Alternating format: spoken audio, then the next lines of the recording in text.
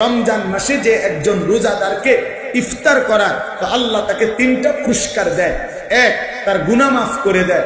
দুই, তার জাহান্নাম থেকে মুক্তি দিয়ে দেয়। তিন, ওই রোজাদারের সমপরিমাণ নেকি আল্লাহ তাকে দান করে।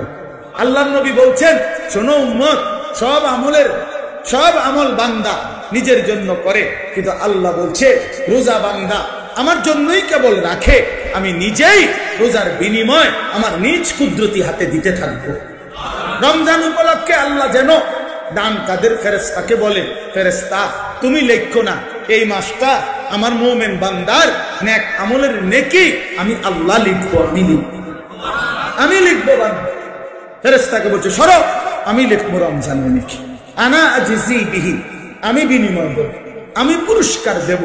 এইভাবে আপনি দেখেন, আপনি ইনসাফ করে দেখেন, শবে কদর হাজার মাসের রাত্রির চাইতে উত্তম।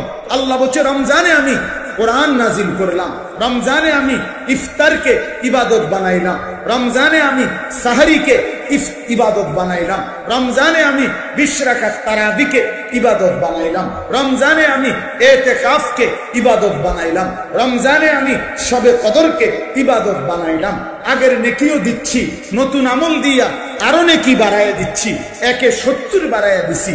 এত কিছু, এত বক্তব্য, এত ফজিলত, এত কিছু বলার পরেও যেই নাফরমান বৃদ্ধাঙ্গুলি দেখাইলো, যেই নাফরমান বলল আমার এগুলো কিচ্ছু লাগবে না, আমার শুধু দরকার এক জোড়া জুতা, একটা নতুন প্যান্ট, একটা শার্ট, এটাই আমার দরকার।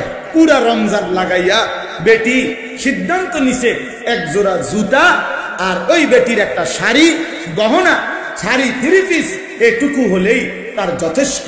হায় হায়, এমন নাফরমান পুরুষ এবং নারীর উপরে লানত করবে না তো কার উপরে লানত করবে? কার উপরে করবে বলেন? ইনসাফ করে বল। এই জন্য আমি প্রত্যেক দিন বলি, যে নারী আল্লাহ পাক ডেকে বলে আমার ইমানদার বান্দি রহমত নাও, মাগফিরাত নাও, নাজাত নাও, আর ওই নাফরমান মহিলা মুসলিম, এই অসভ্য বেপর্দা বেহায়া নারী আল্লাহকে বৃদ্ধাঙ্গুলি দেখাইয়া বলে তোমার নাজাত তোমার কাছে রাখো, তোমার মাগফিরাত তোমার লগে রাখো, এটি আমার লাগতো না, আমার দরকার জুতা, আমি জুতা কিনতে যাইতে আসি। মানে ফেরেশতাও ডাক দিয়া বলে বেটি মনে রাখিস এই জুতা দিয়ে তোরে ফিটবো, মনে তোরে জুতা দিয়া ফিটবো, জুতা দিয়া। এত বড় শ্রেষ্ঠতম রমজান, রহমত মাগফিরাতের নাজাতের এক জোড়া জুতার জন্য বিসর্জন দিলাম, এক জোড়া শাড়ির জন্য বিসর্জন দিয়ে দিলাম, একটা 3 পিসের জন্য বিসর্জন দিয়ে দিলাম।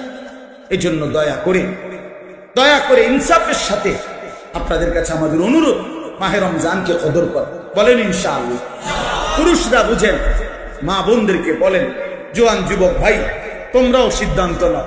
প্রিয় ভাই কিশোর তরুণ নওজোয়ান, তোমাদেরকে আলাদা বলি, আল্লাহর নবী সাল্লাল্লাহু আলাইহি সাল্লাম নিজে বলছেন ফা ইন্নাস সাওমা লাহু বিজাউন, নবীজি বলছেন রোজা মানুষের যৌন চাহিদা নিয়ন্ত্রণের ক্ষেত্রে সর্বোচ্চ প্রতিষেধক।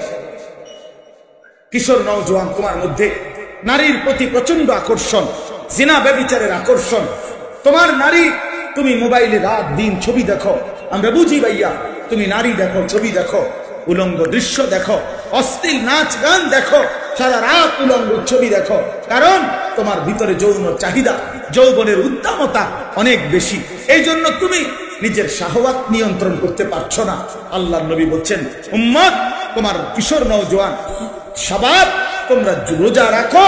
আল্লাহর নবী বলছে এই রোজার মাধ্যমে তোমাদের যৌন চাহিদা স্থিমিত হবে, স্বাভাবিক পর্যায়ে চলে আসো। এই জন্য প্রিয় ভাই, নিজেকে নষ্ট করে দেওয়া সহজ, গড়ে নেওয়া কঠিন ভাইয়া, গড়ে নেওয়া কঠিন দোস্ত। নষ্ট তো হয়ে গেলাই, সবার সাথে ভাইসা গেলা, এটা তো সহজ।